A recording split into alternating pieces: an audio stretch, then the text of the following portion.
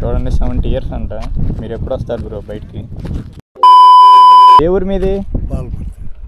పాల్పర్తి. మీరందరూ ఫ్రెండ్సా? మీ వయసు ఎంత బాబాయ్? 72. చూడండి 72 ఏళ్ళు అంట. వీళ్ళందరూ ఫ్రెండ్స్ కలిసి వచ్చారు.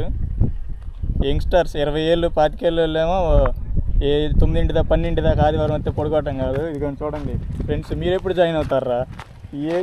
ఏజ్ చూడండి 70 years అంట.